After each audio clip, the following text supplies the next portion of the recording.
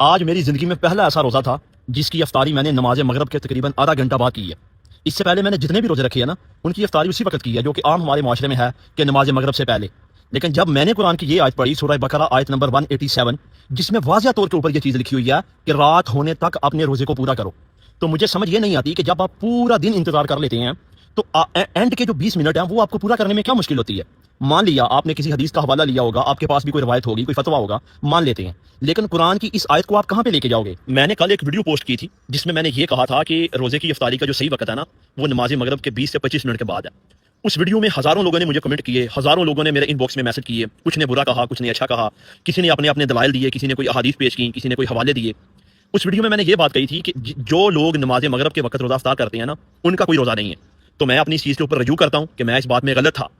کیونکہ جن لوگوں نے مجھے جو دلائل دیے ہیں نا، ان کے دلائل میں دم ہے۔ لیکن میں اس چیز کے اوپر غلط تھا کہ مجھے یہ نہیں کہنا چاہیے تھا کہ ان کا روزہ نہیں ہوا، لیکن میں اپنی اس بات کے اوپر ویسے ہی قائم ہوں کہ افضل یہ ہے کہ آپ قرآن کی اس آیت کو کھولیں۔ میرے اندازے کے مطابق تو وہ بالکل ٹھیک ہے کہ آپ ٹائم گزرنے کے 20-25 منٹ کے بعد روزہ افطار کریں، کیونکہ قرآن کی وہ جو صورت ہے وہ بالکل واضح ہے۔ بسم اللہ الرحمن الرحیم۔ یہ انجینئر مرزا کا اسٹوڈنٹ ہے نوری۔ اس نے قرآن پاک کی ایک آیت جو کہ پچھلے سال اس نے اٹھا کر وویلا شروع کیا، جی روزہ لیٹ کھولنا چاہیے، جو پہلے کھولتے ہیں ان کا روزہ نہیں،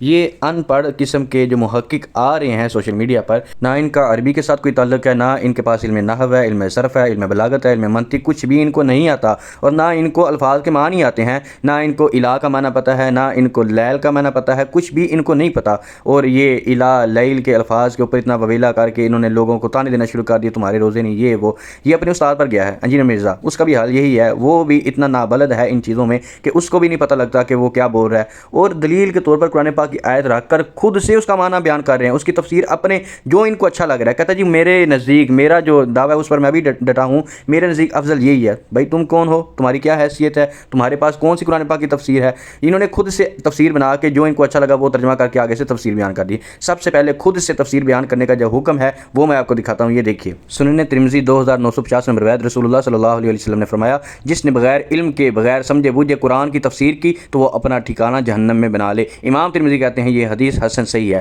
تو یہ جو قرآن پاک کی ایک آیت لے کر خود سے اس کا معنی بیان کر رہے ہیں، خود سے اس کی تفسیر کر رہے ہیں، تو ان کو ڈرنا چاہیے اس عذاب سے۔ اب دیکھیے قرآن پاک کی آیت سورہ بقرہ کی آیت 187،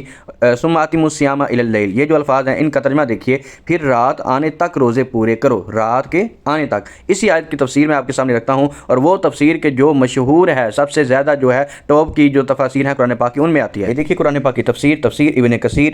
آیت نمبر 187 جو سورہ بقرہ کی ہے، اس کی تفسیر میں لکھتے ہیں کہ روزے کو رات تک پورا کرو، اس سے ثابت ہوا کہ سورج کے ڈوبتے ہی روزہ افطار کر لینا چاہیے۔ بخاری مسلم میں امیر المؤمنین حضرت عمر بن خطاب رضی اللہ عنہ سے مروی ہے کہ رسول اللہ صلی اللہ علیہ وسلم نے فرمایا، جب ادھر سے رات آ جائے اور ادھر سے دن چلا جائے تو روزے دار افطار کر لے۔ بخاری مسلم میں حضرت سہل بن سعد سعدی رضی اللہ تعالیٰ عنہ سے روایت ہے کہ رسول اللہ صلی اللہ علیہ وسلم نے فرمایا، جب تک لوگ افطار کرنے میں جلدی کریں گے خیر سے رہیں گے۔ مسند احمد حضرت ابو ہریرہ رضی اللہ عنہ سے روایت ہے کہ حضور صلی اللہ علیہ وسلم نے فرمایا، اللہ عز و جل کا ارشاد ہے کہ مجھے سب سے زیادہ پیارے وہ بندے ہیں جو روزہ افطار کرنے میں جلدی کرنے والے ہیں۔ اب یہ مرزے کا اسٹوڈنٹ جو ہے وہ کہتا ہے جی میرے نزدیک افضل یہی ہے کہ لیٹ افطار کیا جائے۔ اللہ اور اللہ کے رسول یہ فرما رہے ہیں کہ جو جلدی افطار کرتے ہیں وہ افضل ہیں، وہ اللہ کے محبوب ہیں، وہ پیارے ہیں، تو تمہاری بات مانی جائے گی کہ جاہل کی یا اللہ اور اس کے رسول کی؟ اور جو قرآن پاک کی تفسیر صحابہ عربی تھے، وہ عربی جانتے تھے، لیکن پھر بھی وہ حضور صلی اللہ تعالیٰ علیہ وسلم سے تفسیر سیکھتے تھے، اور یہ وہ لوگ ہیں جن کا عربی کے ساتھ بھی کوئی تعلق نہیں، قرآن پاک کی تفسیر کے ساتھ بھی کوئی تعلق نہیں،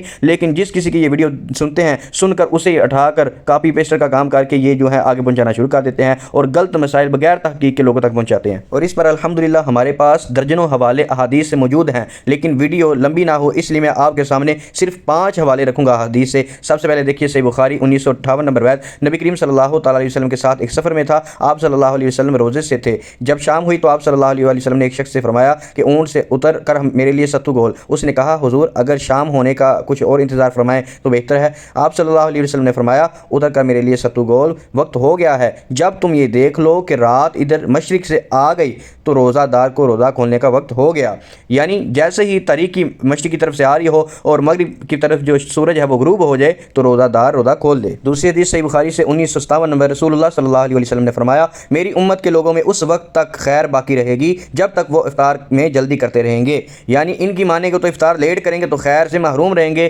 اگر حضور صلی اللہ علیہ وسلم کی مانیں گے تو افطار میں جلدی کر کے آپ خیر سمیٹتے رہیں گے۔ اگلی حدیث صحیح بخاری 1954 نمبر روایت ہے، اور جب سورج کی ٹکیا ڈوب گئی تو ابو سعید خدری رضی اللہ عنہ نے روزہ افطار کر لیا۔ اس اثر کو سعید بن منصور اور ابن ابی شیبہ نے وصل کیا ہے۔ رسول اللہ صلی اللہ تعالیٰ علیہ وسلم نے فرمایا، جب رات اس طرف یعنی مشرق سے آئے اور دن ادھر مغرب میں چلا جائے کہ سورج ڈوب جائے تو روزہ افطار کا وقت آ گیا۔ اگلی حدیث صحیح مسلم سے 2558 نمبر حضرت عبداللہ بن عمر سے کہ انہوں نے اپنے والد حضرت عمر رضی اللہ عنہ سے روایت کی، کہا رسول اللہ صلی اللہ علیہ وسلم نے فرمایا، جب رات آ جائے، اس کا آغاز ہو جائے، دن پیٹ پھیرے اور سورج غروب ہو جائے تو حقیقتاً روزہ دار نے افطار کر لیا، اس کا روزہ ختم ہو گیا۔ اور اب آخری حدیث سنن ترمذی سے 700 نمبر روایت رسول اللہ صلی اللہ علیہ وسلم نے فرمایا، اللہ عز و جل فرماتا ہے، مجھے میرے بندوں میں سب سے زیادہ محبوب وہ ہیں جو افطار میں جلدی کرنے والے ہیں۔ اور یہی اہل سنت کی طرف سے یہ جواب انجیر مرزا کو بھی ہے۔ اس کلپ میں اس نے جو یہ بونگیاں مارتے ہوئے شیعوں کی سائڈ دینے کی کوشش کی، اور فضل ہمدرد جو کہ ایک منافق یعنی